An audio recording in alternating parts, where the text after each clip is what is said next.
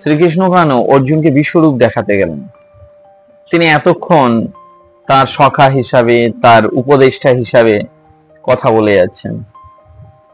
অনেকগুলো শ্লোক, অনেকগুলো জীবনধারা, অনেক কিছু নীতি, এই সমস্ত কিছু বুঝিয়ে বুঝিয়ে যখন শ্রীকৃষ্ণ বুঝলেন যে অর্জুনকে তার আসল রূপ, তার শক্তি না দেখায়, তাহলে তিনি তার বিশ্বাসযোগ্যতা আনতে পারবে না। তো এটা আমাদের জীবনে হয়। আপনি আপনার সন্তানকে প্রতিদিন বোঝাচ্ছেন, এই প্রতিদিন বোঝানোতে সে বুঝছে না, সেই একই অন্যায় করে যাচ্ছে। বা আপনি যাকে আপনার কন্ট্রোলে আনতে চাইছেন, ভদ্রভাবে বলছেন, ভালোভাবে বোঝাচ্ছেন, সে কোনোদিন শুনতে চায় না। একদিন তাকে আপনার পাওয়ার আছে কিনা এটা দেখানোর দরকার আছে। শ্রীকৃষ্ণ এখনো পর্যন্ত তিনি গীতাতে যে বাণীগুলো শুনছেন সেগুলোতে ততটা সিরিয়াস হচ্ছেন না। তিনি জানেন শ্রীকৃষ্ণ ভগবান, কিন্তু তিনি ভুলে গেছেন ইনি হচ্ছেন বাবারও বাবা।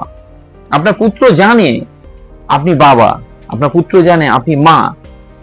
আপনি চাইলে আপনার পুত্রকে শাসন করতে পারেন, কিন্তু সে ভুলে গেছে যে বাবা চাইলে আমাকে একটা থাপ্পড় মারতে পারে, বাবা চাইলে আমার উপর যে অধিকারগুলো দিয়ে রেখেছে সেগুলোকে ছিনিয়ে নিতে পারে।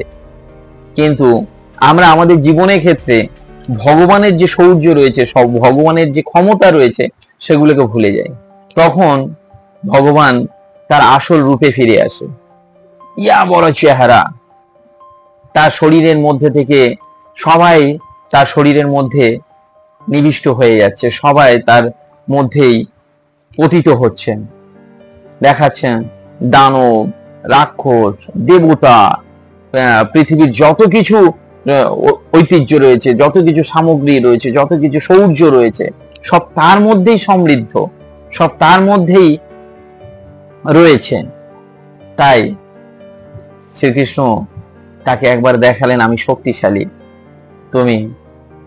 তুমি আমার আসল রূপটাকে দেখে নাও।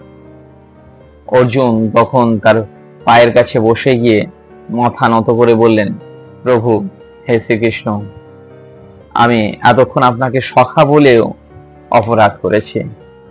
এতক্ষণ আমি আপনাকে অনেক বিকৃত প্রশ্নও করেছি, আমাকে ক্ষমা করুন, আমি আপনার আসল রূপ জানি। এই ঘটনাটা একটা ছোট্ট গল্প দিয়ে শেষ করব।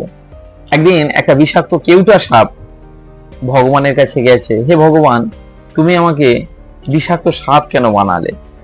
আমাকে দেখে সবাই ভয় পায়, আমাকে যেই দেখে আমাকে মারতে চায়, আমি তো এই পৃথিবী ভালোবাসা পেলাম না, তাহলে তুমি আমাকে এমন কেন বানালে? তখন ভগবান বললেন, তুমি ভালোবাসা পেতে চাইছো, তাহলে তুমি কাউকে কেটো না, কাউকে ছোবল মেরো না, দেখবে একদিন না একদিন তুমি ভালোবাসা পাবে। তো সেই সাপটা কি করলো? এই কথা শুনে চলে এলো। সে দিনের পর দিন আর কাউকে কাটে না। ছোট ছোট শিশুরা খেলা করে, তাদের সঙ্গে যায়, তাদের সঙ্গে মিশতে মিশতে শিশুরাও তার বন্ধু হয়ে গেছে।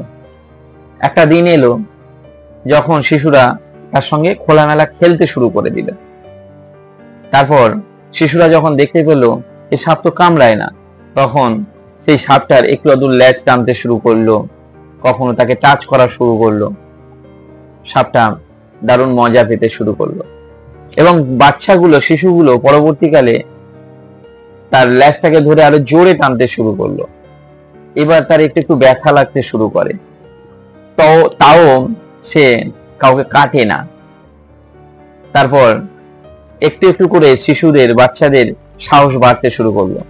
তারা সাপটাকে নিয়ে পায়ে খেলতে শুরু করলো, তাকে নিয়ে টানাটানি শুরু করলো।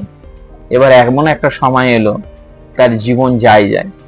তখন যখন তার একেবারে শেষ মুহূর্তে চলছে, এবার ছেলেরা কি করেছে, তাকে একদিকে একটা গাছে বেঁধেছে, আর মাথাটা আর একটা গাছে বেঁধেছে। বেঁধে লেজ আর মাথার মাঝখানে বসে তারা দোলনা চড়ছে। এবার তার প্রাণ ওষ্ঠাগত। তিনি ভগবানের কাছে ফিরে গেলেন, যে ভগবান, আপনি আমাকে কোন আদেশ দিলেন, কোন শিক্ষা দিলেন যে আমি এবার তো আমার জীবন চলে যাবে।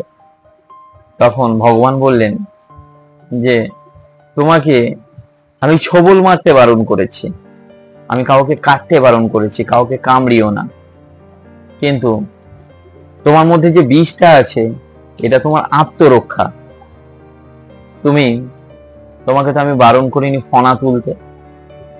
তুমি যদি একদিন ফনা তুলে ফোঁস করতে, তাহলে যারা তোমার উপর অত্যাচার করছে, যারা মজা পাচ্ছে, যারা ভাবছে তোমার মধ্যে কোনো বিষ নেই, কোনো ক্ষমতা নেই, তারা তোমার শক্তিকে দেখে ভয় পেতে শুরু করতো। যখন জীবন চলে যাচ্ছে, যখন জীবন ওষ্ঠাগত, তখন একবার ফোঁস করবার দরকার আছে। শ্রীকৃষ্ণের এই যে বিশ্বরূপ রয়েছে, এটা হচ্ছে আমাদের কাছে জনশিক্ষা, মানুষের কাছে শিক্ষা।